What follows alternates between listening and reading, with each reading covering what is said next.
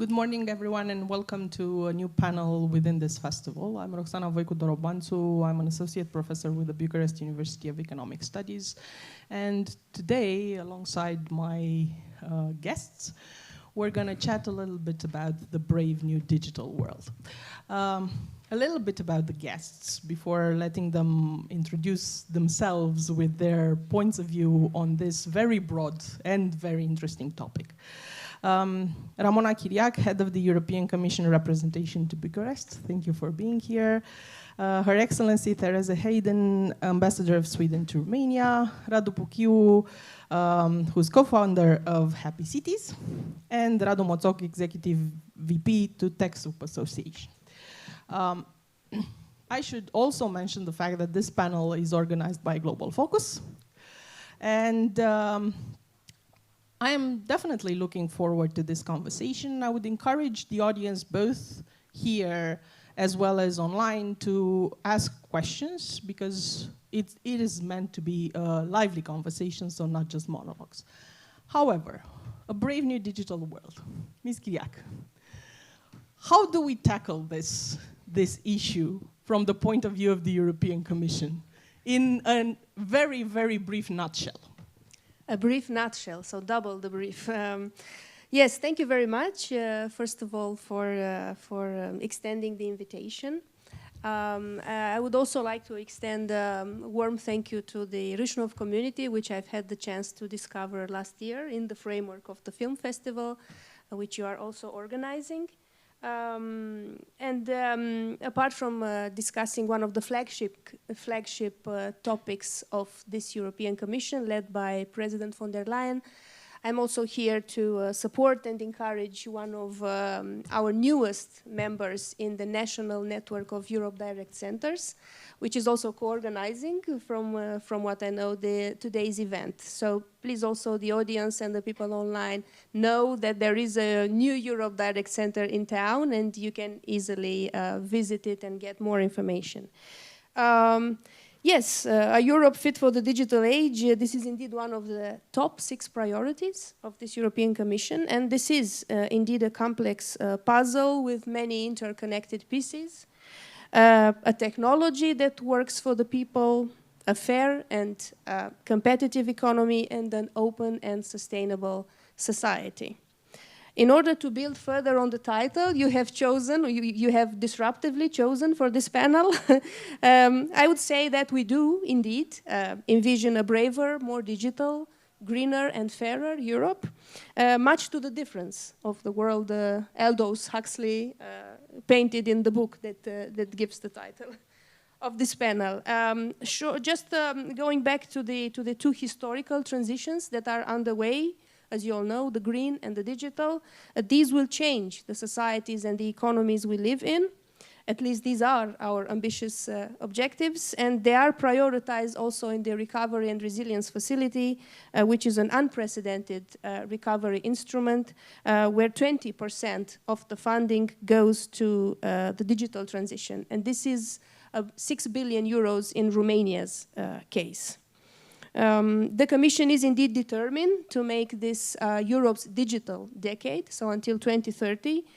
Europe must now strengthen its digital sovereignty and set standards rather than follow the standards of others. And the focus is triple. It is on data, building a European cloud as part of the Next Generation EU, focusing on technology, artificial intelligence, as well as a European digital identity, and infrastructure, which mainly refers to bridging the gaps between the urban and the rural in terms of connectivity. It was not short. It's definitely the nutshell, the briefest nutshell possible. Thank you. Yeah, because if you were to cover all the aspects of the digital single market, of all the programs that the European Commission proposes, I'm pretty sure the entire festival would not be enough for that. But it sets a starting point for our conversation today. Your Excellency, Sweden is a best practice, at least for us, from our point of view. And it is an example to follow in the European Union. What do you believe are the key points that made Sweden a best practice, and what are the next steps? What's still not accomplished? Thanks for those tricky questions. But first of all, I'm really happy to be here. It's a brilliant idea, of course, to combine film festival and debates like this. Thanks for all the organizers and Râșnov to host this thing. And I'm here for the first time, and I hope not for the last time. We will see. Actually, I kind of summarized for myself this, looking into this topic. I found basically 5 words that would summarize what we're facing, and it would be transformation, education, trust, security, and sustainability. And I think those are the words that guide the Swedish and have been part of and continue to be part of the Swedish path forward in this. But it's also, I think, representing the EU path. And of course, here, Sweden, Romania, we are partners within the EU family, of course, doing this together because it's a joint effort. It's a fact. Digitalization is a fact. We're here in the 4th industrial revolution. The information age is with us, and what we have today is that we have technology available that can really help us to run societies, people in an efficient way, and to help us tackle some of our main challenges. And here I would say climate change. So the way we work, the way we live our lives, and the future of work, the future of living, our future lifestyles, they have been defined by the industrial age, and it will therefore also be defined by the digital age. And here we must be prepared to change, to transform. And this is something we need to do together. And of course, it's not just the technological change that is happening for sure. It's got a motor in itself, but it's also the mentality and the way we lead our lives. And I'd say it's not enough. It's not going to be enough just to have access to fast internet. I mean, infrastructure is going to be an important part of this, obviously, but it is also, it requires everything from legislation to making sure that crimes, cyber crimes are not committed. So you have to work on all these different issues. And we should remember still, I think that digitalization it's a tool. And it's not a means in itself, but it should mean a vision for an industry and for societies to be more efficient and less wasteful. And I think what we as governments should do at the central level, also at the local level, is to take leadership and to ensure that people and society have the means to enjoy the possibilities that digitalization means and will bring to society. And so just a few words to summarize, because these are points that Sweden has worked with. Of course, I think there are a few really important components in order for digitalization to really work in a society. And that would be, first and foremost, trust and transparency. People need to be able to trust the digital tools. They need to know how to use them, but they need to trust that governments have put in place something that will also will be functional, but also help them, and that they are secure. So security of systems and accountability are the other important components in this. We need to know that we are not going to be blackmailed or cyber hacked, or that our integrity will be breached. So yes, it's a fact. Sweden, my country, has been ranked highest in a number of different indexes. For instance, the Network Readiness Index, which interestingly measures not just the technological side of things, but also how the government works with it, and also the readiness of the society. So that's why I believe also an emphasis need to be put on education. There's a lot of talk about upskilling, but I think we need to start talking already about education in this. And it's not just coding, not just to learn the kids how to code. That's great. But it's also about critical thinking, about how to assess and evaluate data. So education and the schools will play an important, really important role as we move forward in the digitalization world. And my final point will be on climate change, because really digitalization, and this is where the European Commission and what we all in the EU have committed to, the green and digital transition, is such a strong point. Because digitalization must help us ensure a more sustainable future. We must take use of the digital inventions or the digitalization to find the best solutions for instance, decarbonization. That's just one example, but and it's not just the electric cars that are going to, save us or help us lead a more sustainable life, but it is the digitalization, meaning sensors, data analysis, big data, computer, machine thinking, AI. All those things need to be applied by us, humankind, so that we can find more sustainable solutions. Thank you. Thank you so much. Obviously, the topic is as broad as possible because it covers everything and it encompasses the community and society in its broad sense. And working on that, building on what you have mentioned, we need the digital solutions in order to have broad policies and granular policies. And Radu, because we had previously several conversations on the topic, we don't do digitalization for the sake of it, or we shouldn't do digitalization for the sake of it. We should do it for the citizens, we should do it for the environment, we should do it for both. Well, thank you very much for having me here, and thank all the audience for making the time to be with us today. Well, indeed, it's a broad subject. It's a broad conversation that can be done. Not the time here, not the length of time we can afford for this, but 2 or 3 important things I would like to see, both in at the regulators level, but also on the citizen level, if you want. So it's a change of mindset, I would say, a change of mindset, and there are 3 big changes I believe that are necessary for the future. Once again, both in the regulators at the top level of EU, and not only, but also at the citizen level.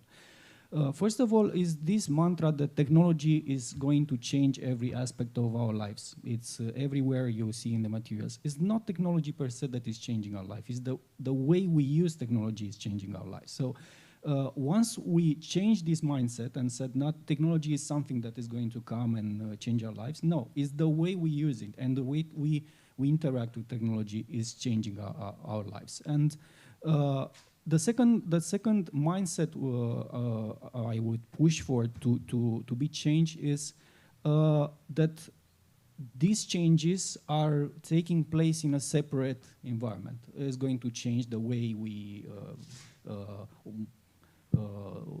go from one place to another, change our shopping experience and so on. No, they change every aspect and in link with each other. It's not that they're changing medicine and the transportation is something else. No, it's changing medicine and transportation and environment and so on. So we should have a more broad look at what technology is changing, because we tend to say, okay, electric cars are going to be beautiful, but what is the impact of the batteries? What's happening after? There's a lot of questions that's coming to and not related with only the transportation. So this mindset needs to be changed. And the last one that I'm tackling, especially at the regulating level, is this mindset that we have a box and we are regulating that box which is static. And this is the mindset at the European level, but also at the national level. Let's try to regulate AI. Let's try to regulate mobility and solutions for that. It's impossible. It's like having borders on air. No, you cannot do it. And it's a global world. You cannot regulate AI in Europe, and the rest of the world will play on other rules. You can try. Also, you cannot have this mindset that AI is something fixed, that we are going to look into it and regulate today, and that's it. No, it's something that tomorrow is going to be totally different than it is today. So these three mindsets I would very much challenge and try to change once again at all the levels I have. We're working on two different levels, but I would add, with Radu Moțoc's opinion, a third one. Because we kept on talking about regulators, either supranational or national regulators, and we talked about the citizens. But we haven't talked about the civil society and where it does fit in the whole area. And Radu, you're managing an organization that supports civil society towards using digitalization to its best potential. What would be the insight into the topic? Well, it's working, right? Let's trust the digital. Thank you. So thank you for bringing civil society into the mix, because it's important. And indeed, I want to thank the organizers of the festival and Global Focus for putting this topic on the list, because I think it is a conversation that needs to happen, and I do like the title. Brave New World, Brave New Digital World. As the other speakers have said, it's not technology for technology's sake. I mean, technology in itself is just neutral. It's tools, it's instruments, it's how we use it and how we think about it. And here comes civil society, and I just want to say that we're working with a very broad definition of civil society. So my organization serves NGOs, as you will know them, non-profits, and we're trying to equip them with the best digital tools and solutions so that they can do better and more and faster the kind of vital services and interventions that need to happen in society and that sometimes governments cannot do. But we also work with what we call, change makers, like broader groups, and especially in Romania, TechSoup has focused on working with teachers, and we were bold enough, I think, to go straight to primary school level. So we work all throughout the K-12 spectrum, from primary school to high school. But we did find a lot of intake and positive response at primary school. I mean, currently we serve about 16,000 primary school teachers all throughout Romania. And we started from questions and from puzzled attitudes. Primary school teachers saying to us that they cannot no longer hold their pupils' attention because children as young as 4, 5 get exposed to screens, to, well, let's call it technology, but let's face it, it's social media mostly. And sure, you can, whine about it, or you can be thrilled about it, but it is happening, and it is transforming the teacher-pupil relation. You probably know it all too well, even at university level. But the alarming, and I'm not, I'm not scared to use this word. The alarming thing is that it's happening at a very early age, and unfortunately, in many cases, it's happening in an uncontrolled manner. Where children just basically slide into these amazing devices and into these platforms which have been built to retain attention and to provide those little releases of dopamine of excitement, and there you are. And I don't want to take too long. I think we're going to come back to this, and I'm going to throw some figures at you. But as the ambassador and Radu and Ramona have said before, education, and I know this is sort of a cliche, you know, when you don't have solutions, you say education.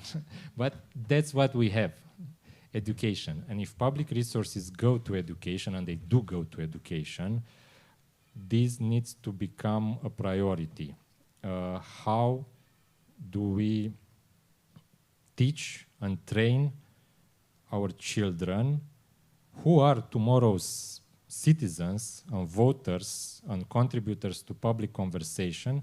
How do we train them to navigate this world in which, let me just give you one of the figures. Currently, the average time spent on social media across the world is 145 minutes per day. So there's more than 2 hours per day across the globe spent, and it's just social media. I'm not talking like productive work, I don't know, doing Excel and financial calculations. It's social media. Which reminds us that for all the people watching us on Facebook Live, hopefully, they should ask questions. Because again, it is a means. Social media should be used as a tool, not as a goal in itself. But education is a topic that has been on the European Commission agenda since its beginning, actually. And lately, we kept on talking about two-speed Europe, not just in terms of the economy, not just in terms of growth, of infrastructure, but also in terms of attitudes. And we have rural versus urban, we have Western Europe versus Eastern Europe, new member states versus old member states, and so on and so forth.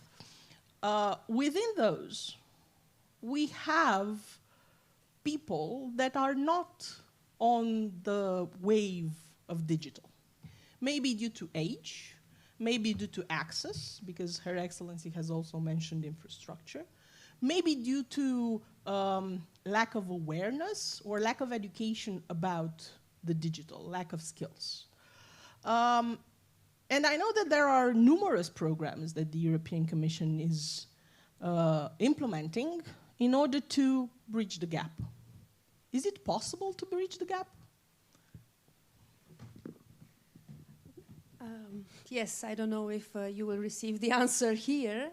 There's definitely a real effort in trying to bridge the gap.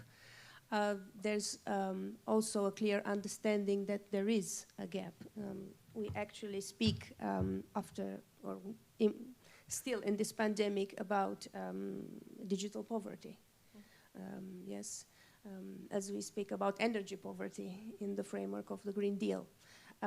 So obviously this pandemic has brought to light not only the good things, that digitalization is indeed an enabler of citizen rights, of access to opportunities, of remaining connected throughout borders, beyond social and economic status, and so on, but also the real vulnerabilities between urban and the remote areas, between Eastern and Western, and so on. Europe's or EU's digital strategy, the digital decade, and the vision for 2030, as ambitious as it is a digital society where no one is left behind. And this is a historical financial effort of investing 20% of this funding in digital skills, in education. The Romanian government is investing in the digital cloud, a governmental cloud. So there's a lot of effort to be done, and I think we are at a stage where I'm happy to sit near this banner, because this is the Conference on the Future of Europe. This is a time until next year, July, where the EU wants to hear out its citizens This is another project of historical proportions. It has never been done like this.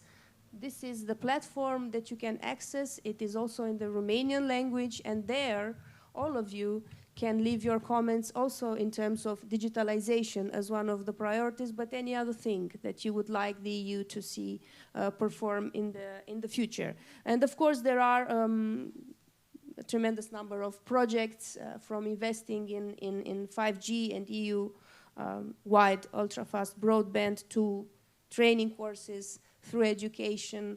We also work as the representation a lot with the schools. We've attended yesterday a wonderful project, which I will tell you later about. So the effort is there.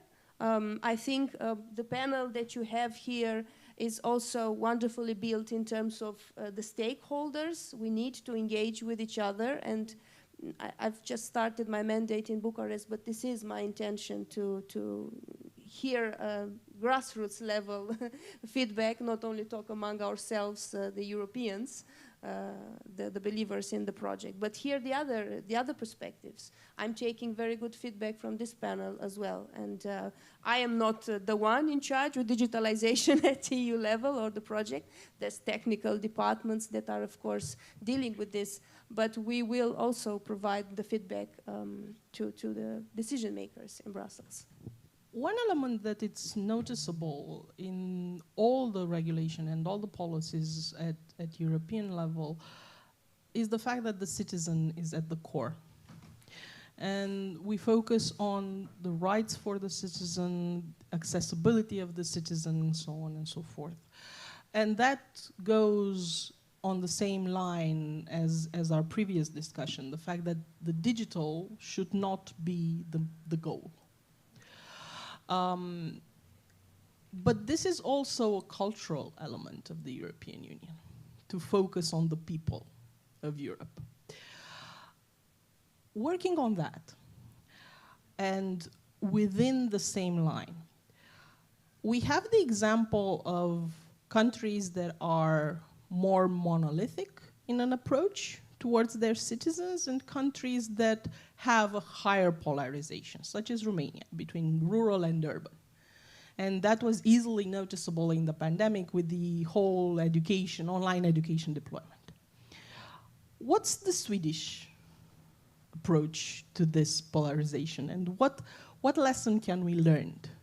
What lesson can we take out of it? Is it culture, or is it an effort towards bridging the gap? Thank you.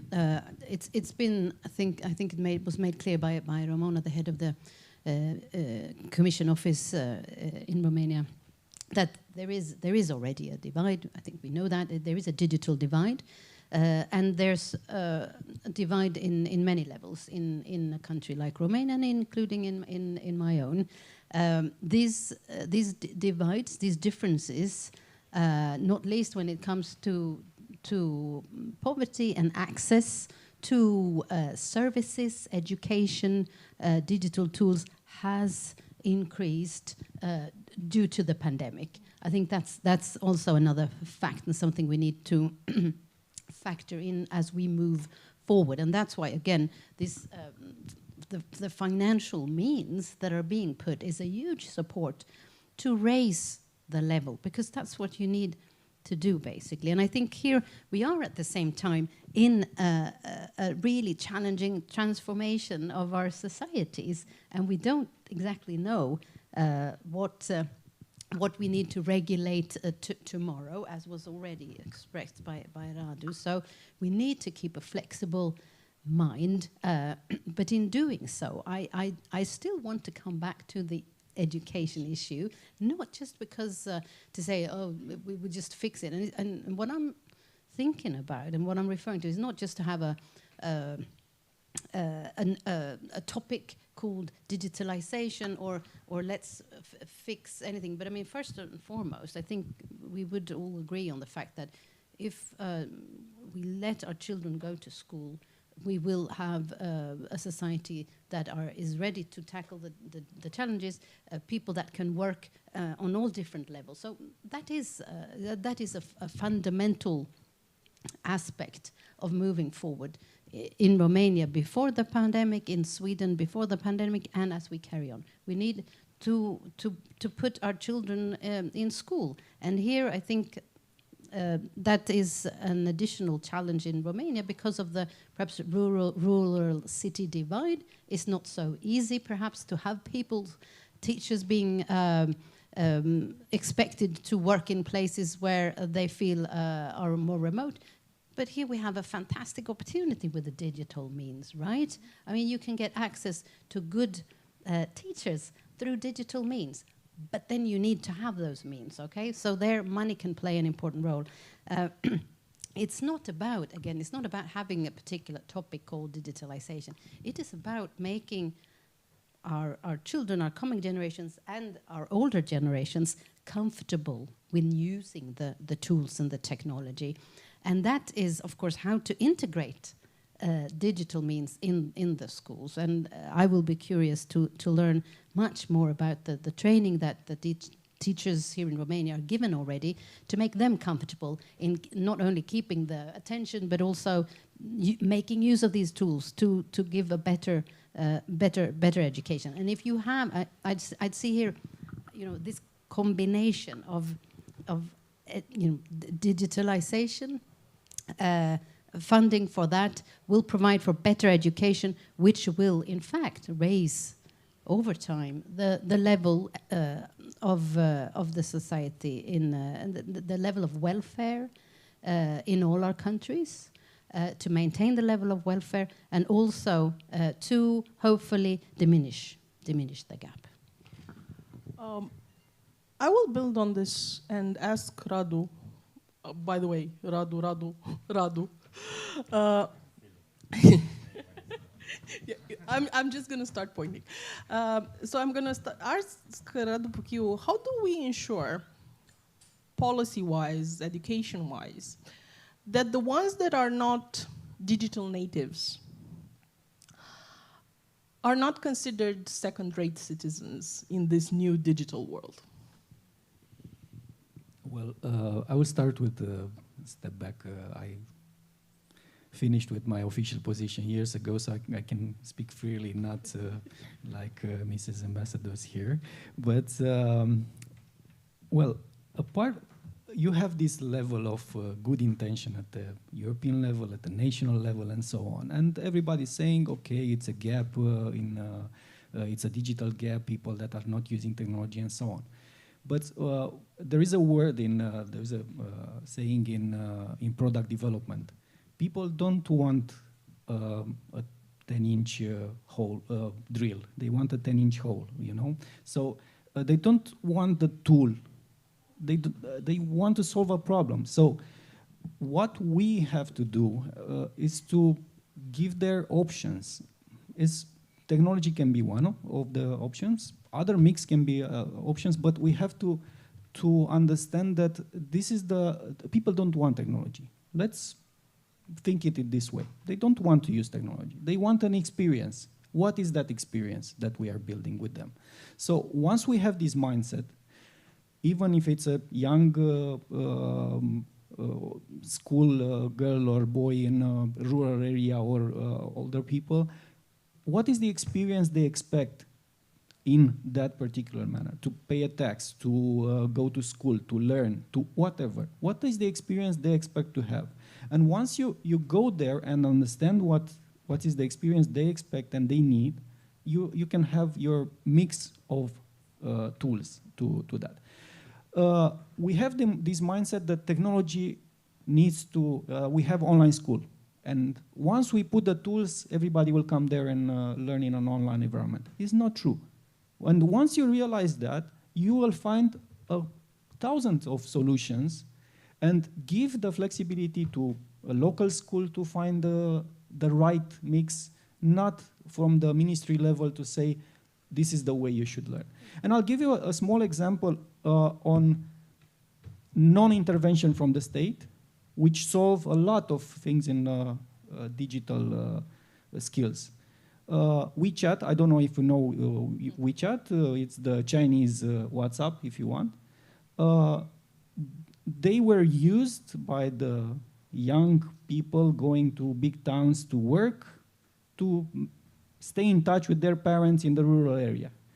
They added functionality to send money via WeChat. This made a huge change in terms of using the mobile phones in the rural area by the elder people and so on. So once you answer a need, it's easier to say, okay, this is the tool, you can use it. And they will use it, no worries. But don't thinking, okay, let's find that one-size-fits-all policy that will bring everybody and bridge the gap and so on. That's not the way. This is a mindset that we need to change. Once again, at the policy makers level, if they understand that cannot work in that same environment on the 20th century, that I move one switch here and the government and all the hierarchical network of laws and regulations will make the things work. No, it needs flexibility, it needs agility, and it needs a new type of mindset and a new freedom for the local rule makers, for schools, if you want, for local small communities and civil society to make the change and contribute. But you just need to tell them which is the way, and they will solve it, but not the other way around. I am going to tell you how to solve it. It's not going to work. Basically, you're preaching for user-centric design for public policy. Yeah, but in a very agile and different manner, not like. And evidence-based. This is also a slogan. We put the user in the center of our policies. Come on, nobody's doing that. I worked for a government for years, and I can say that. Nobody's thinking about the users. Come on. How many users did you test the new policy and the government? You can take any of the new regulations put there. Come on, let's face it. Sorry for that. But that's why I say you're preaching for it. I didn't say it happens, you know? Yeah, if you want. We had a situation in the past year and a half that people say forced digitalization upon us. And Radu, you've mentioned this gap that I keep on returning to, because that's the idea. How do I make my parents or my grandparents not feel excluded out of this world and out of these policies, just because they are late learners, late comers to the table? And I know we're going to circle back to education. But you've mentioned primary schools. What about the elderly? What about the ones that don't have even basic literacy? Well, that's an issue, and I know, anecdotal examples, cases of people who can have some success, who had some successes in basically keeping in touch, because that's what, the pandemic, one of its most crushing effects was, physical separation.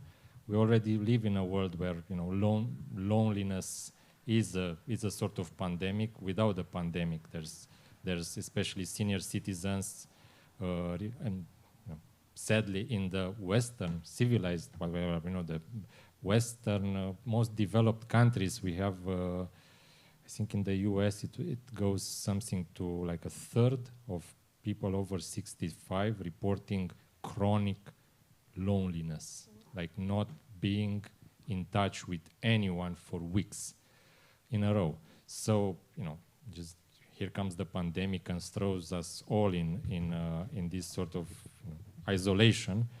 I don't know many cases where, people have been taken from zero to something, where there had been some sort of, habit of connecting and getting online. There, sure.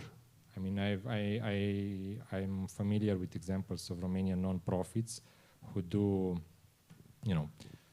social services, support for the elderly, for senior citizens, support for people with disabilities, with mental health issues, which were absolutely, I mean, in the first months of the pandemics, they were absolutely like, devastated. I'm talking about the non-profits, because they had to basically reorganize, rethink, a social worker, its primary, the primary value they add is being able to go knock on somebody's door and check on them and talk to them and hold their hand. And now you are forbidden by the government to do that. That was absolutely tragic. But and that can't be digitized. No, you can have some sort of, some palliative intervention where, and there have been cases, where therapists and social workers interacted with their, with their beneficiaries, with their target groups via online, via screens. And I'll tell you what, even that matters. As probably most of you know, a weekly call to an elderly senior person you haven't seen in a year still matters, because they are waiting for that call like you wouldn't believe it, and probably will understand it then. But yes, it has thrown a lot of non-profits, and us, non-profits. We are, we try to do good in terms of professional capacity and technical prowess. We're not always top-notch, but we try to compensate with, goodwill. And this has forced a lot of us to invest massively and quickly into, not necessarily into devices, but into rethinking processes and, what we deliver. Because in the end, as Radu was saying, it's not about getting somebody online. It's about that fundamental question. What are you hoping to achieve? Do you actually want to provide some sort of emotional support to somebody who's lonely, maybe who's suffering from a chronic disease? Well, with some energy added and with some technical skill, you can do that. It's not ideal, but you can do that via even a phone call. It doesn't even need to be a smartphone. Well, sure, it helps if it adds some visual on it.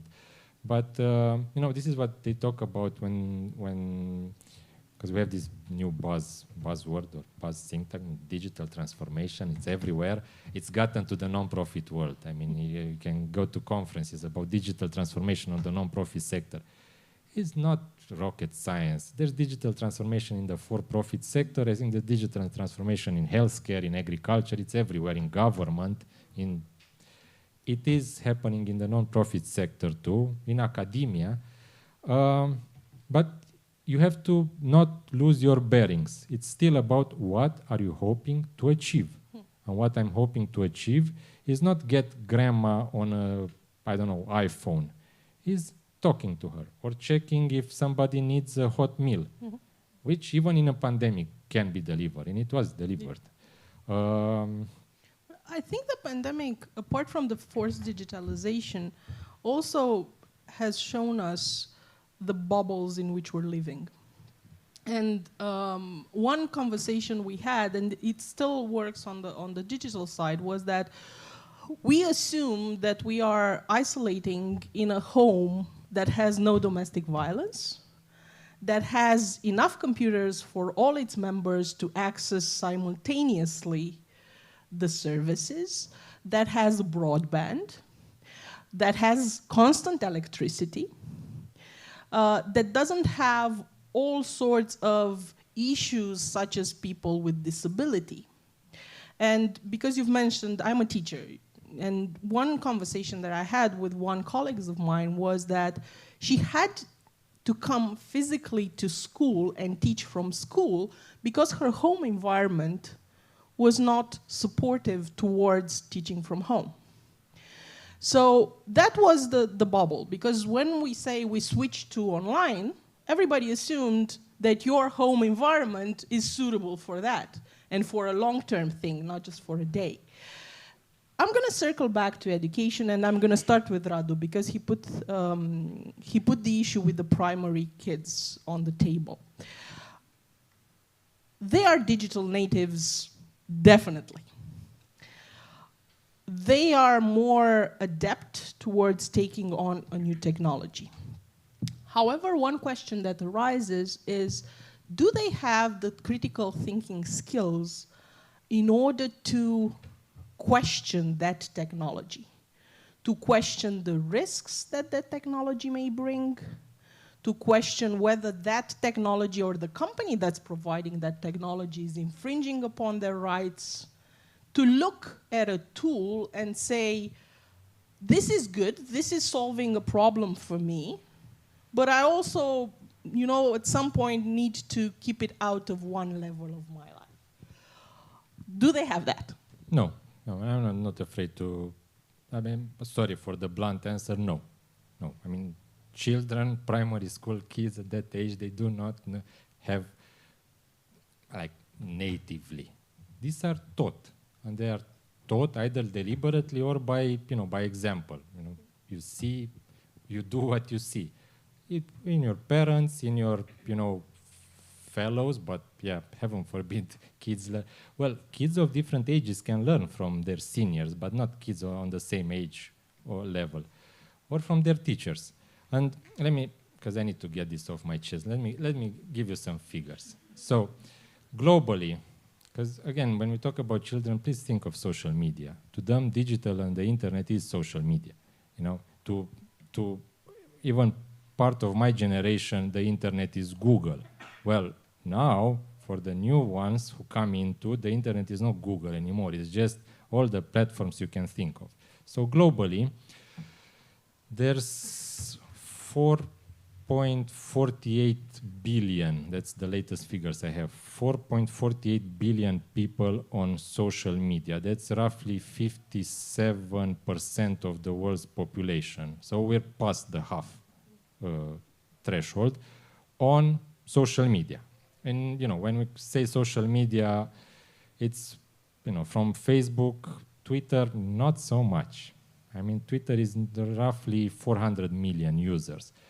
Facebook is 2.8 billion users worldwide. So in their latest reports to investors and to everybody, basically, they say they have this metrics. It's called MAU, monthly active user, which means log in at least once a month. That's 2.8 billion. But there's then the DAU, daily active users, and that's 1.8 billion. Think of that. So more than 1 in 7 people worldwide is at least once per day on Facebook. So Facebook's penetration rate globally is 36, roughly 36%. Add to that, you know, YouTube counts also as social media, but Instagram, it's past 1 billion users, and then there's TikTok, and all the Chinese networks which we don't know, but they do know and they use, and get to that, and we reach the 57% global number of people who spend, again, on average, 145 minutes per day. Doing exactly what? Because that's the issue. That's the issue. Scrolling, fearing of missing out, and keeping on searching for something. What else should be here that's not here? I mean, you see literally hundreds of topics and subjects and posts, but with the typical behavior is to scroll, looking for that little release of dopamine. And I'll leave you with that. Well, no, I'm not going to leave you yet. They also did a study, and you've probably seen it, and it may have looked like an internet meme or a joke, that our average attention span now globally is lower than a goldfish's. It's true, because the guys who did the study are not jokers. They are people, I mean, there were a bunch of people from Microsoft and some scientists, and they did, don't ask me how they did it, but they did it. And they saw that in the past 20 years, the average attention span, the ability to maintain focus, to concentrate, as they were telling us back in school, concentrate.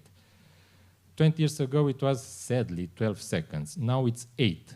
A goldfish apparently can hold focus for 9 seconds. And I'm not only blaming social media for that, because I'm past believing in one variable explanations. So there's the decline of the traditional media, of the way we do journalism.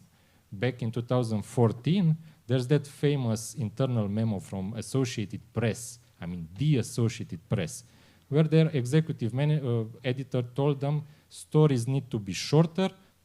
Most stories will need to be 300 to 500 words. A really complicated story can go from 500 to 700.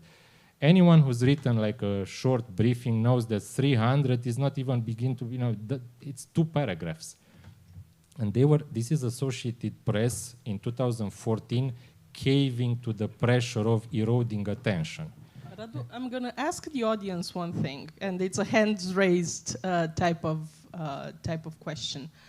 How many of you read emails, and I mean like really read emails on your phone that are longer than one screen?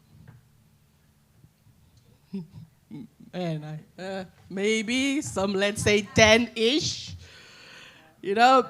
a screen and a half, maybe 2 screens. And the second question is, who forced you to do that? Yeah, exactly. It's the way we consume information, Once you have that screen, it's limited. It's a very famous joke about being able to deliver the topic of your PhD thesis in a tweet, which is quite interesting in terms of synthesis. However, a PhD should not be a tweet long. But we will come back to that, because Her Excellency pointed out the trust element and the fact that we need to educate towards trust. However, my question about the critical thinking is also educate towards mistrust. How do we balance that? Well, first, thanks for those incredibly mind-boggling figures, really. And what it tells me is I don't know what we can do about it. What can we do? But I think this is a screenshot, I guess, of what we have today. But we don't know necessarily what it will look like in the future. But what it does tell us all, I think, is the opportunity of outreach. How easily we can reach so many people, and that brings me to think about the question you just put. How does that affect our relationships? And the short answer to this would be, of course, we would need to act online as we act offline. We have to be the same rules and the same behavior should apply online as offline. Whatever is a crime in the physical world is also a crime in the digital world, but there can be additional challenges in pursuing such crimes. And also, a lot of it is just about how we behave and the critical issue thinking. Some of it, some of the information that is out there and some of the ways it can be abused is criminal. Cyber attacks, hate speech, etc. It's going to be a crime. Some of it is going to be freedom of expression. And that's the balancing thing there. But we have that in real life too. So let's in one sense, not get totally overwhelmed by this question, because it is something that we as societies are struggling with for centuries. We are not necessarily always nice people to each other. But the online might add an additional dimension on how to pursue it. And again, this needs to be talked about, obviously.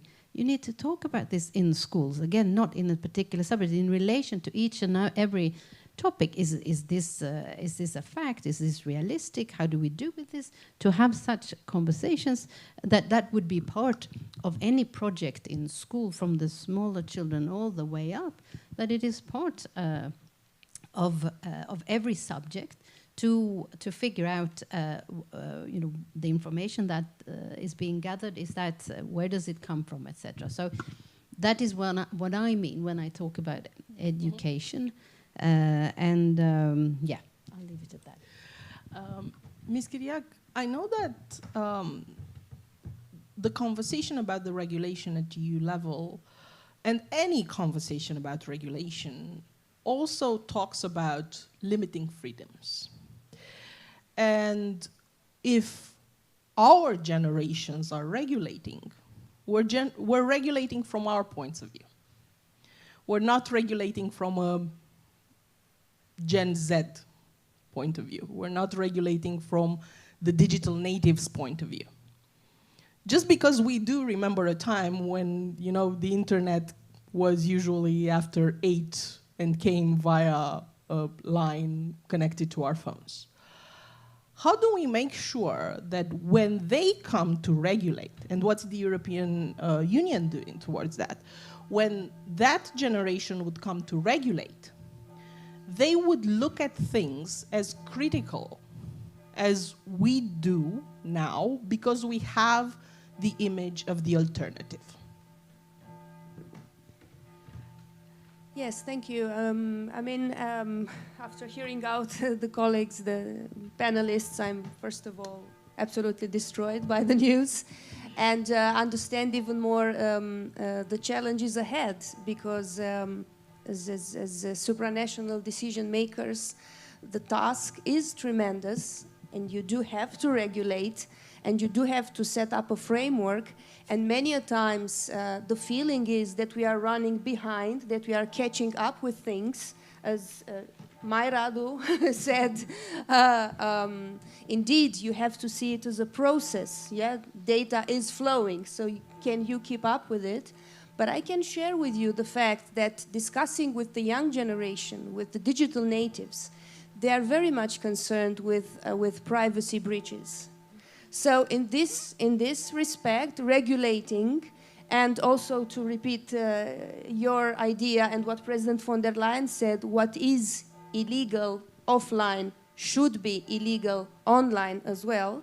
This is a concern for the young generation. And I can share with you a discussion I've had yesterday with the young people of Târgoviște, because I am on a national tour of visiting all Europe Direct Centers, and I started with the one in Târgoviște. They did a wonderful project called Theater Forum, where they choose a topic of societal interest and of their interest, and they write a screenplay, they write a theater piece on it, and they chose cyberbullying. Yes, so this is obviously a concern for them. The way they wrote the play showed that they know very much about it. Many of them have been targets to one way or another. It is as easy as taking the photo of a young person that walks by the hall and then remaking it in various programs, and then extorting that person who is depicted in a different situation that it really was. Anyway, the dialogue was there. Sometimes the young generation seems to have better critical skills. The young generation, meaning already adolescents, people who have been exposed to information, yes, than their parents. Because we were trying to discuss with them, and we were trying to present to them, to whom do you go to when you find yourself in such a situation? Do you go to your mom?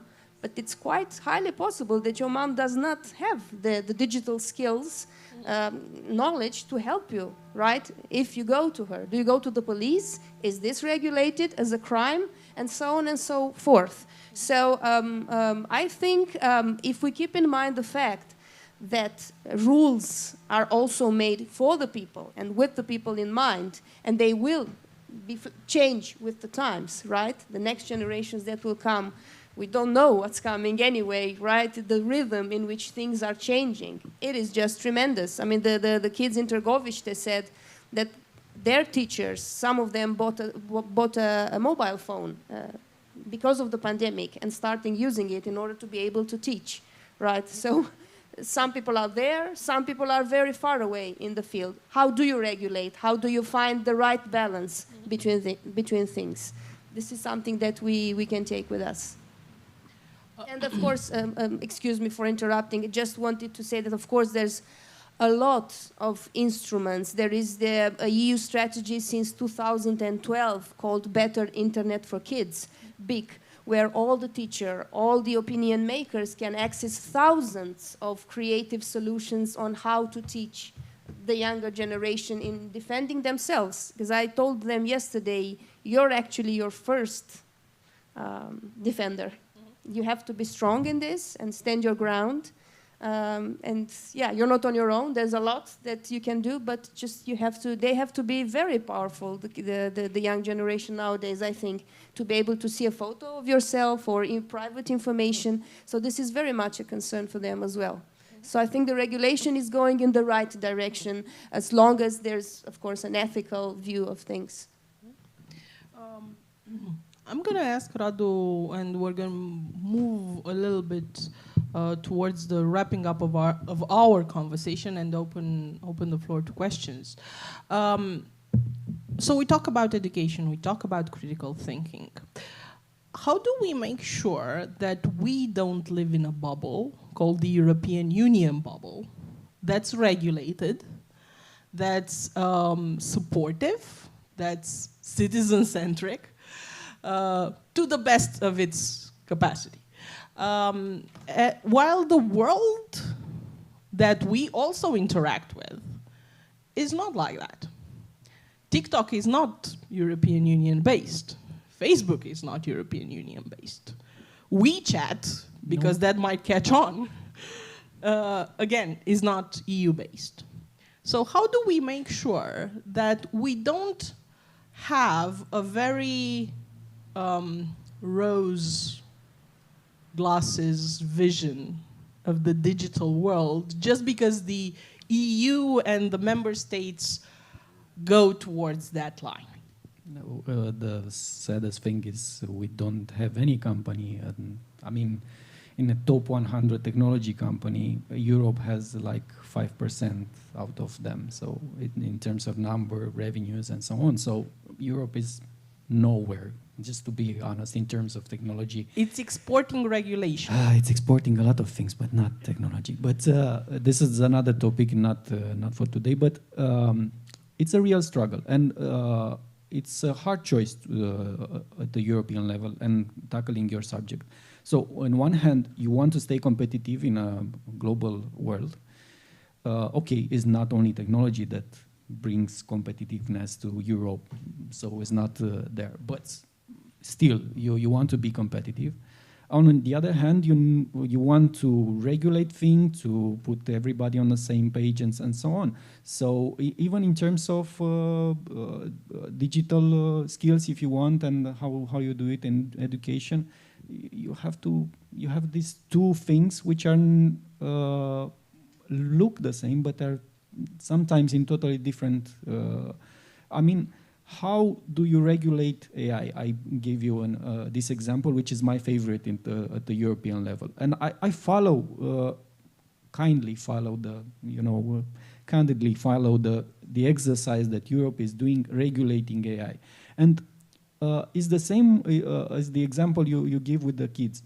They try to understand, to regulate something that most of the regulators don't understand what's there. To be honest, I mean really honest, they don't understand what is AI, what is machine learning, how the algorithms are learning themselves to do things and to analyze data and so on. So they try to put a box on top of something that is not, it's air. Once again, it's and you cannot say, look, this is the territory that AI is regulated.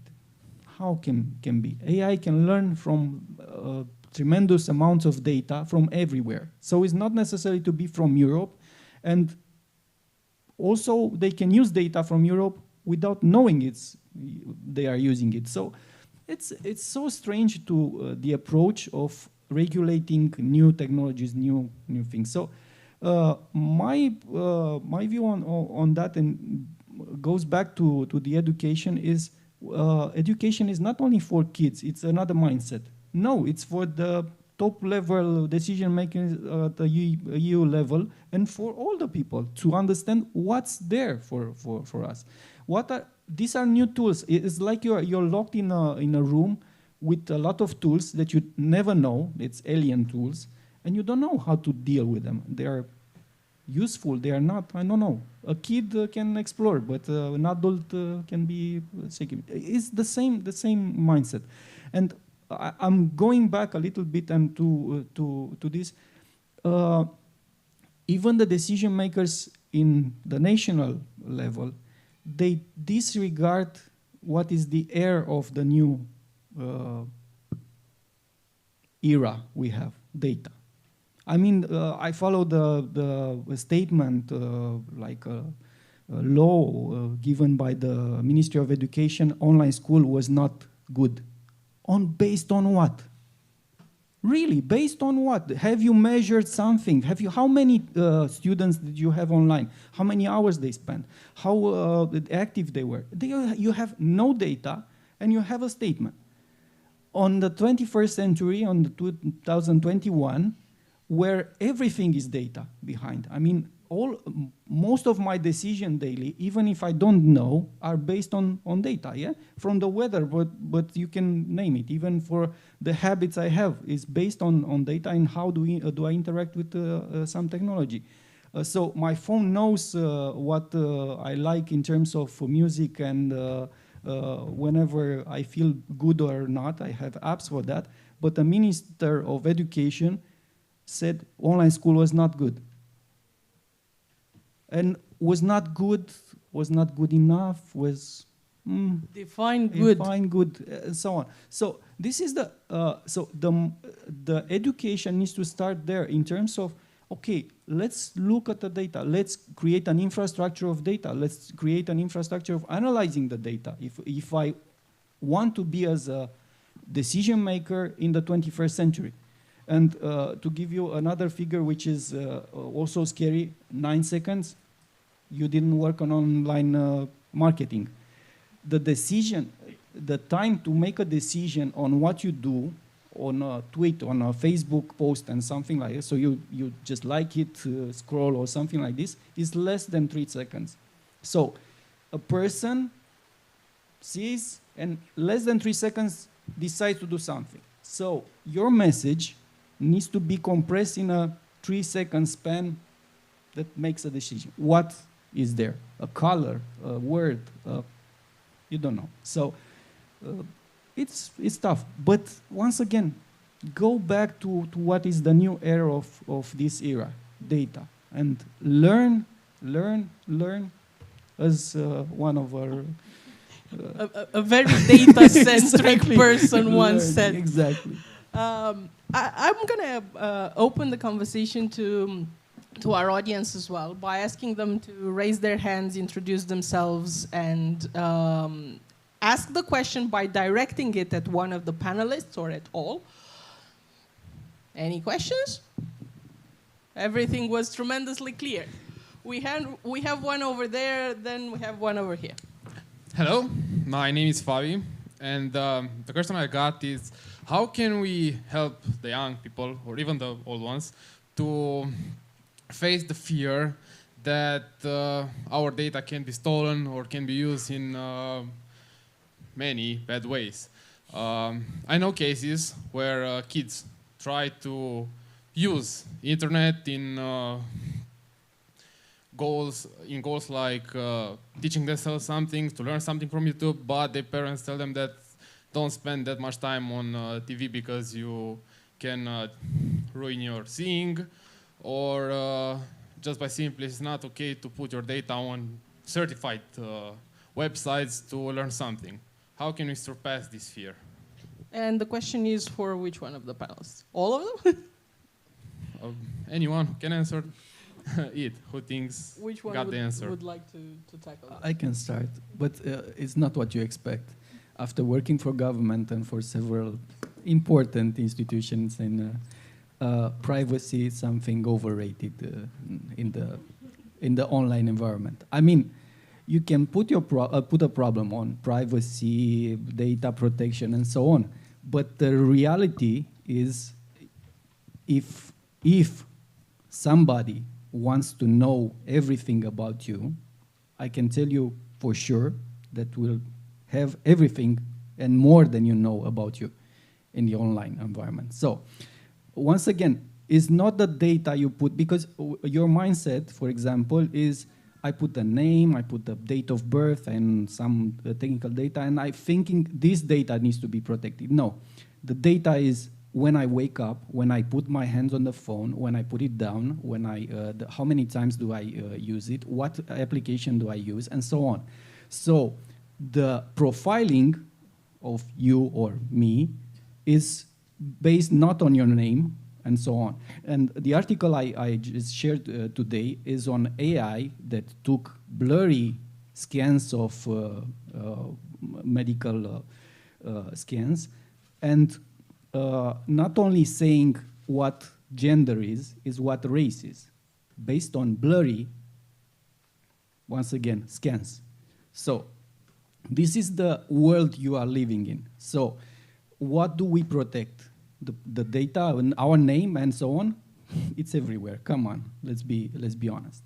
So, but once you have the mindset of that your data can be unprotected, you realize that all of your actions are measured and somewhere put it there. And another thing that I would like to mention is on the online environment, nothing is erased. Nothing. Even your pictures you put on your phone and you erase them, they're not erased completely. Everywhere. We have this mindset that if we have a physical thing and we destroy it, that it's destroyed. It's not. In the online, you don't know where that information sits. And at the volume that they work, nobody is saying, let's destroy physically that information I erase my picture. And Apple on their cloud saying, Radu is want to erase the picture, let's erase it. No, you don't have access to it, that's it. But it's there once again. So once you realize that, I know you got scared. Exactly, Radu. I know you got scared. Is this a brave, scared, depressed world? It's a brave new world that we are living in. But once you understand that every action you have matters in the online environment. So next time you pick up your phone, and you'll think twice. And next time an application asks you to give some access to data, you'll think twice. And this is the way you should treat online environment. But once again, think there's no privacy, and think there's nothing you do is erased. Just a quick, because it's like, exactly. I cannot understand. And an optimistic message, no? Yeah, it's and what the ambassador said earlier about teaching responsible behavior and the things we do offline and online, because especially, and again, I'm sorry, I don't want to bash children, but they need to be protected and supported, because otherwise they just slide. They open their eyes and they into devices. This is derived from what some of our teachers, primary school teachers, report, because we're also very laissez-faire. I mean, we do train them, but we also encourage them to form communities of practice and to come up with their own examples of pedagogical activities. And sure, they don't go conceptual on children. They do activities, but we conceptualize with them, introducing an understanding of limits and borders. And, there's life outside of screens. Or no, better said, life is what happens when you put the phone down. This is what needs to be somehow ingrained with small children, students. Screens and devices and tools are means to an end, but life is beyond that. And again, about responsible behavior, what the ambassador said, if you wouldn't do it offline in real life, don't do it online, because there are consequences. And this is something, I mean, I know it sounds, okay, it's like, of course. It's not that easy to grasp, especially at a young age. What was said here earlier of cyberbullying and this sort of not nice behaviors somehow has come to be very, very often, and you see kids not realizing that they do harm. Actually, they may have some sort of intuition that they are nasty, but they don't realize that that's actual harm done, and sometimes it can create legal consequences. Well, not necessarily for them, but for their parents. And some of the things our teachers tell their students is, look, would you say this to Ionel's face if he were in front of you? No. Well, if you wouldn't, don't say it online too. And apparently it seems to be like very eye-opening to confront, and I think it can be, honestly, I mean, we're talking about students and kids, but it can be brought into the adult world. Just look at internet fora and debates on policies and on any topic.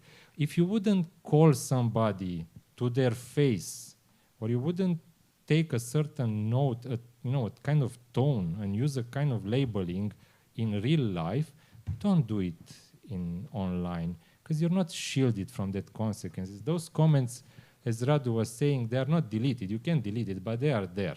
And sooner or later, they will be dug up. And I'm sorry, this is gloomy, I know.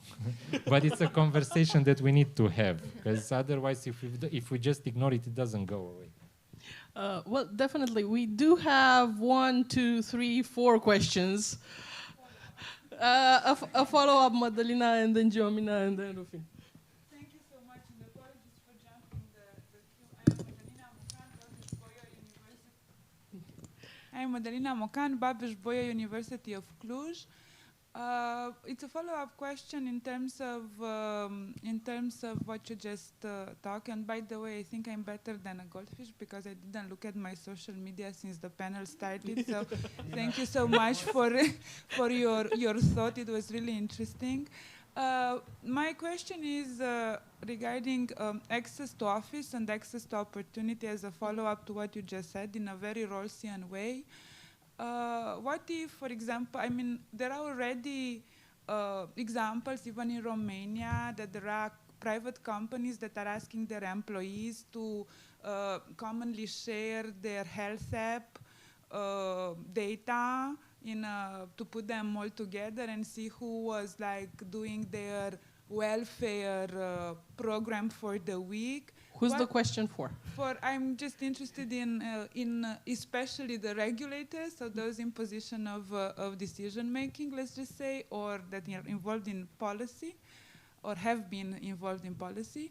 And my question is, like, how do you see this potential danger that we see that this kind of practices would come from the private sphere, from the businesses, which I have, some ideas that are still unethical even there, but are private businesses, that if they come back to the States, what if in, I don't know, 10 years' time, we see that, for example, the Romanian government wants only, I don't know, ministers that have a good sleeping schedule and that they are fit for office in very...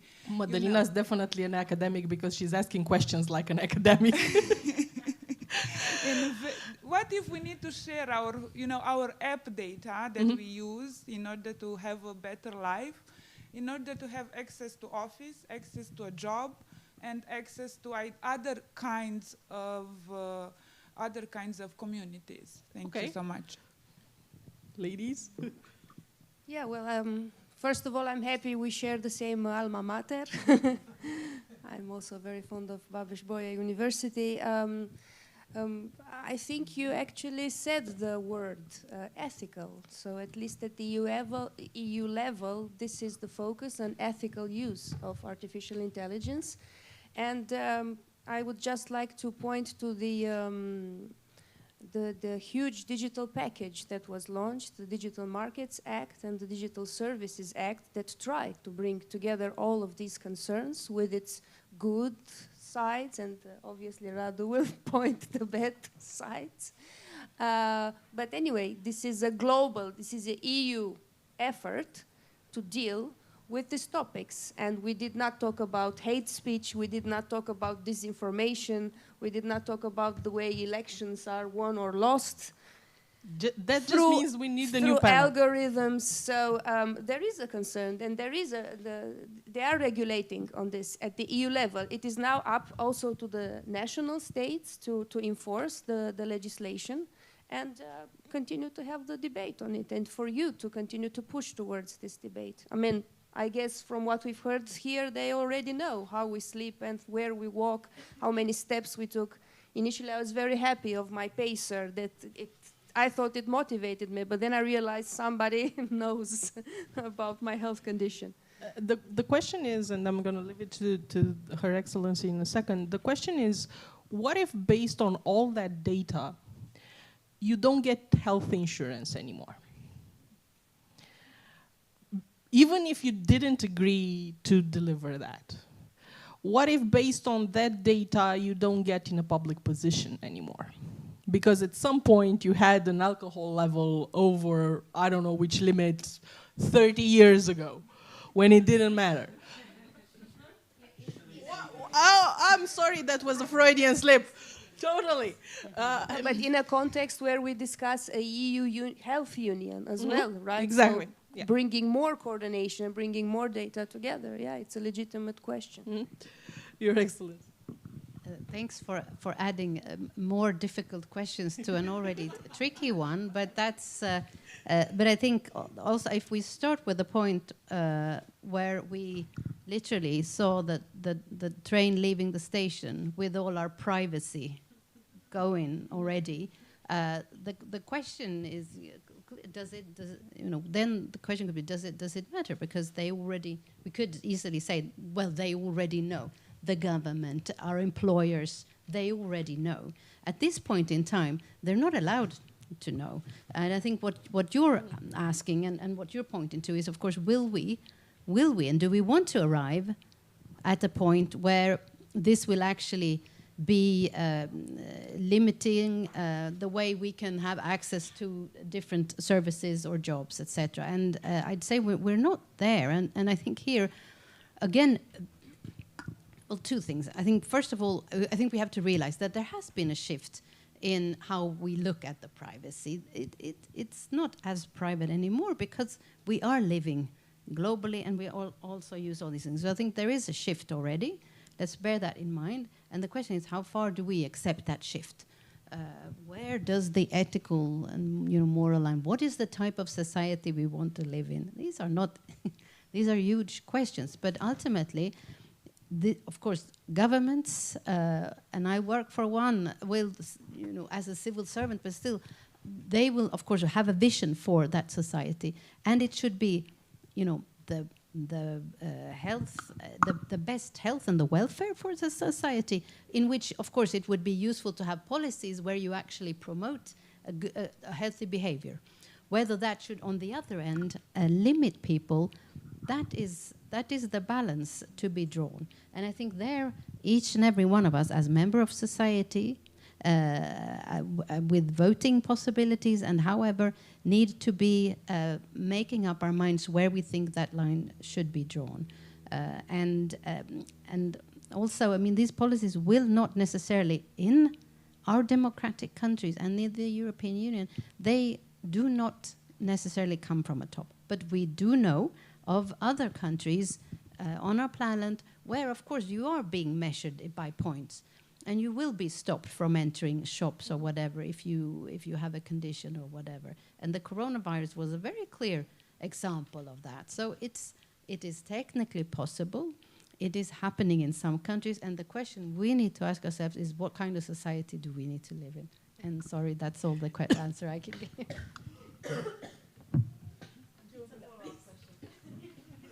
Sorry, can we help? Not dying yet.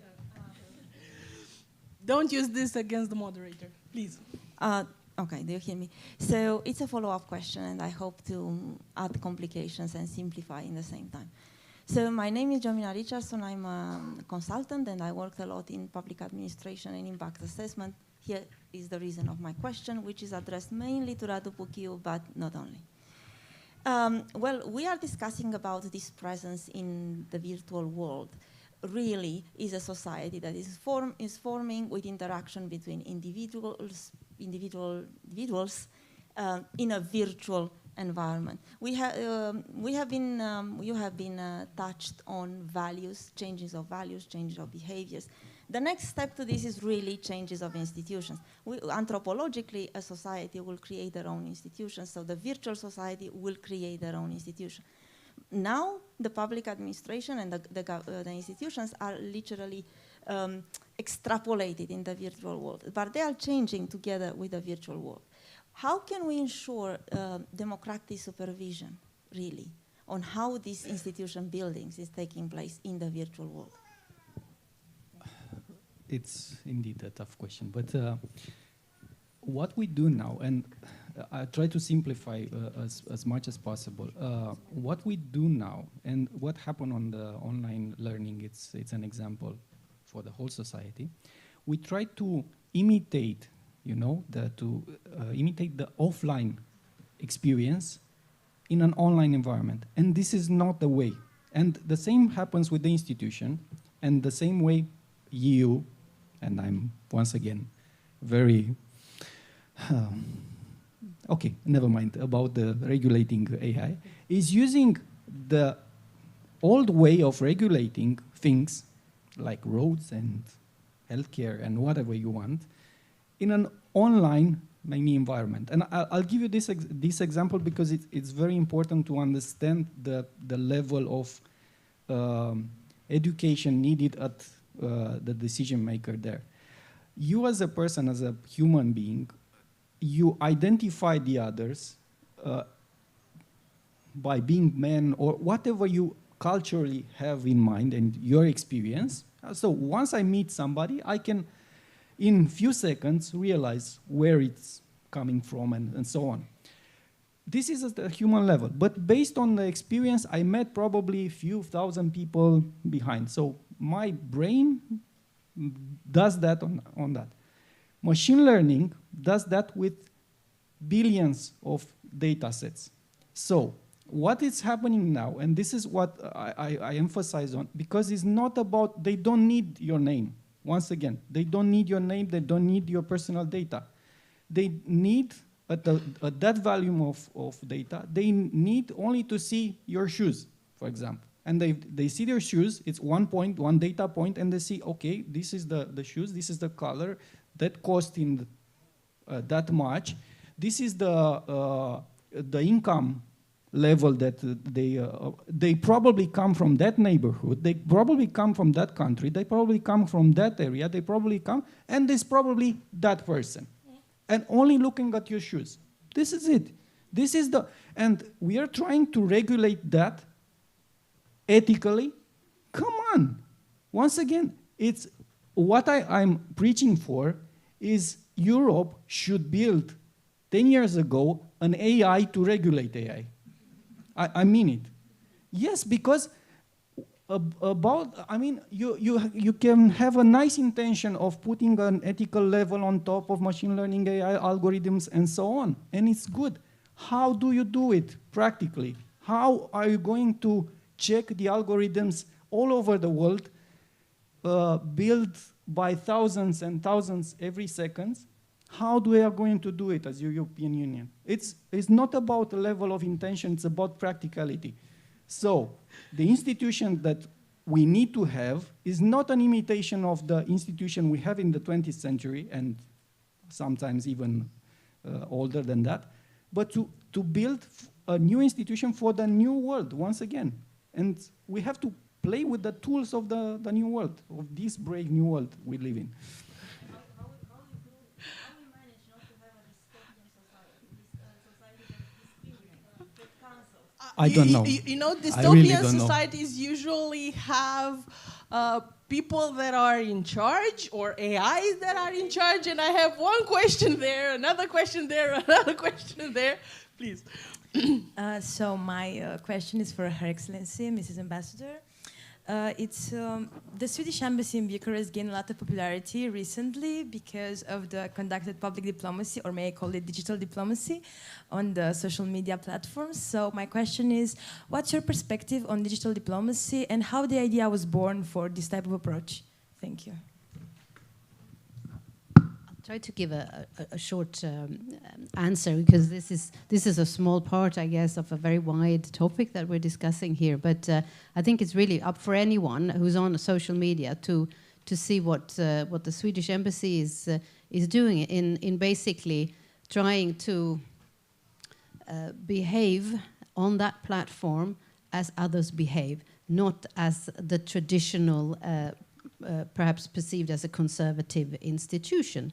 And I think that is what is the biggest, what creates the interest or the shock, if you will, that you have an embassy which is probably regarded as a rather arcane or traditional institution, being more relaxed, having a more relaxed tone on a social media platform where people do have the more relaxed tone. So I think perhaps we're just tuning into the way, and that is the idea, tuning into the way people have their conversations and what people are interested in, again, with the very short time, interest span, etc. Whilst we try to focus on the topics that are important for Sweden and for Romania, but perhaps not just doing it in a very traditional way, but using the tools, the memes, the GIFs, the catchphrases, and apparently it resonates, because I'm glad that you picked it up, so thanks. We have one question there. I'm going to start with the lady here. And you know, the organizers can wait a bit. Please. Hello, I am Ina Petrașcu. I was wondering, you kept talking about education, educating the young generation, teaching them how to use safely and responsibly social media. And I know it's not a simple answer, because if it would be, we would not be here. But I was wondering, what are some of the process that we have to go through to understand how to use social media? What are the ways we can learn to be more aware of the dangers and advantages of social media? I am not addressing this question for a person in general. I was wondering your opinion, all of you. Who would like to take it? Radu? So while I don't have the definitive answer, and that's because I'm not a teacher. We do work with a lot of teachers, and actually I learn more from them than we just encourage them to go past these self-limiting beliefs. You know, the average primary school teacher in Romania is, I think, 48, predominantly female, 48, very little professional mobility, more than 20 years teaching in the same school. And many of them whom we've met started with these self-limiting beliefs, not necessarily confessed publicly, that we're falling behind. These kids are smarter than us, but we still have so much to teach them, but we cannot get their attention. So we created a sort of, communities of support and practice just to show them that it's not that difficult. And yes, digital pedagogy is doable, and it's not that difficult, and it's still about being a pedagogue. It's not about being a computer geek. So these are tools that can help the educational process. And again, I said I don't have the definitive answers. I'll just give you a very, I hope, very simple and illustrative example of what I was talking about earlier. This is a tool. Life is what happens when I put it down and I'm engaging with you. And life is when it rains, and life is, I don't know, the dog walking there. Not this. This I'll pick up when I want to do something, and it's called intentional and conscious use, which I know may sound very simple now, but it's not, I mean, it's so easy to go into unconscious, unintentional behavior because the platforms have been dealt like that to provide, you know, stimuli. And it's very easy, not only as a child, as an adult, to fall prey to that. I know a lot of senior citizens, my relatives of mine included, who, because they don't have much of a social life, they get sucked into these rabbit holes. What, 2 hours, like half a day, just going deeper and deeper into Facebook or YouTube. And again, that's almost unconscious behavior. So coming back to children, simple educational activity designed by some of our teachers. You all must remember that experiment from very early when they asked us to take a bean or any sort of grain and put it into some water with some cotton and watch it germinate. And it's a process that takes, I don't know, 5 days, 20 days, and you're supposed to add water to it, keep it in sunlight, and watch it germinate. And it's fascinating. And it's like nature, science, observing real life as it happens. Isn't there an app for this? There isn't an app, but if you're a smart teacher, you can tell your kids, look, do that, you have to. So it's a task, it's a school task. But since you're all day long with your phone, take a photo of it, or think about a way in which you can capture that and make a, I don't know, a time-lapse story of it. And kids just loved it because they had to pace themselves. You cannot force germination. Well, you can, but not at that age. Okay, you pace yourself, you add water, you keep it in sunlight, and you see it germinate, and you take your photo one a day, and then there are all these apps where you can do, I don't know, Canva, some other, they know them better than I do, but they ended up with these nice time lapses in which you show in 30 seconds, you know, a bean germinating. And of course they shared them and they were very proud. What they learned through that is that this is a tool which you use deliberately, intently, to produce in our case, it's a scientific proof of an activity. And so is a panel, and I'm sorry to interrupt, but you know the moderator is the dictator of the panel. Are we bound by that? Yeah, we're over time, definitely. We still have some questions, but I would propose an experiment. And the experiment would be like this: to ask my 4 guests here today to give them their one-sentence idea, and then try to ask questions offline. You know, go to the person, ask them face-to-face. We're here throughout the festival, or at least today, and get your ideas there. I know we have some questions from Facebook. They're going to be answered, guess where? On Facebook. Like that, we keep each question in its own environment, and the answer will be like that. And I'm going to start in the same order that with the final wrap ideas, in the same order that I started. Ms. Chiriac. Yes, thank you.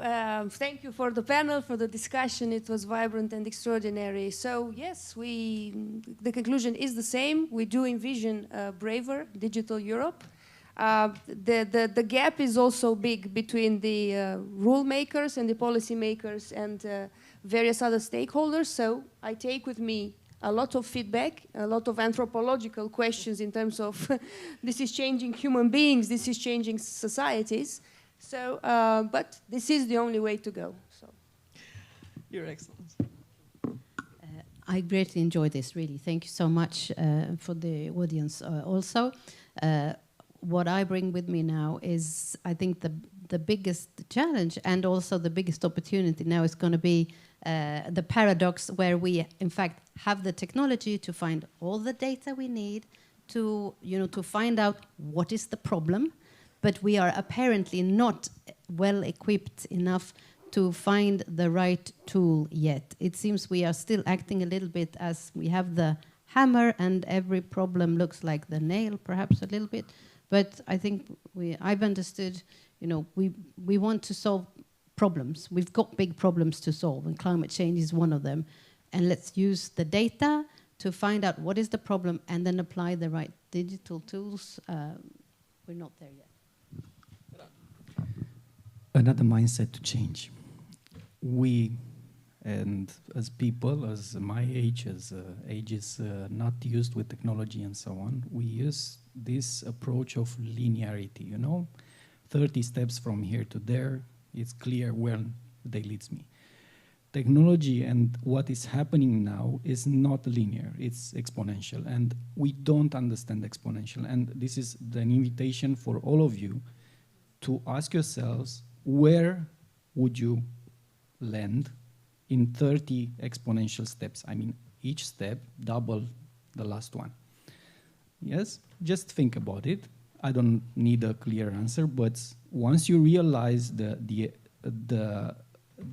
transformation that is going to you will face in terms of technology, it's going to prepare you for that world.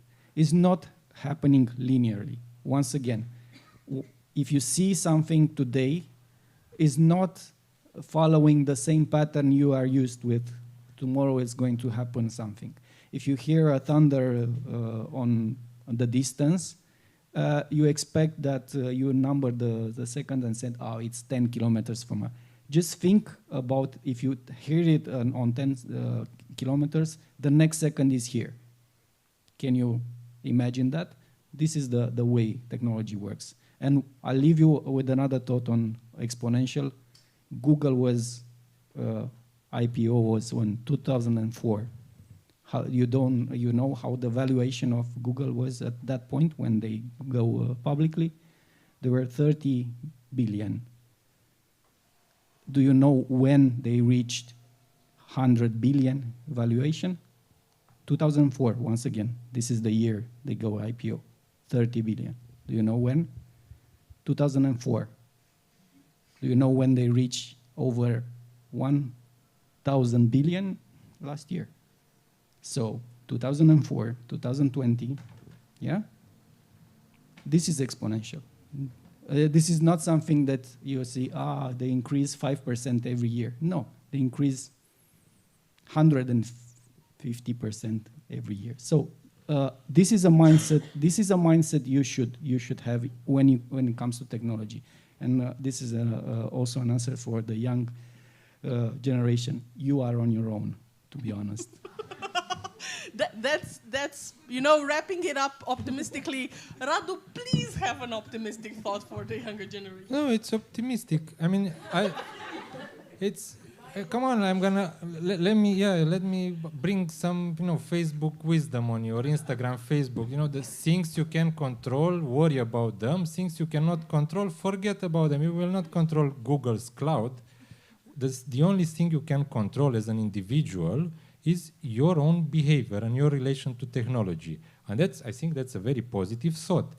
And take charge and behave consciously about what you put out there, what you do, what you don't do, and why do you use it. Again, what are you hoping to achieve when you pick up your phone? Because you don't need to be glued to it all day long. And I'm saying this to myself too, which I'm a pity. I drain that battery twice or 3 times a day, because in the end it's either we that build the digital brave new world, or the digital brave new world will build us in a way which we don't understand because AI. And that was the optimistic message. And that was, in a nutshell, we don't have time for questions anymore. Even worse. Like every academic conference, have it offline, please. Thank you. Thank you so much for the panel. I clearly enjoy it. Please don't forget to answer to the questions on Facebook, and we're looking forward to chatting with you later on in offline, because that's where life is. Thank you so much.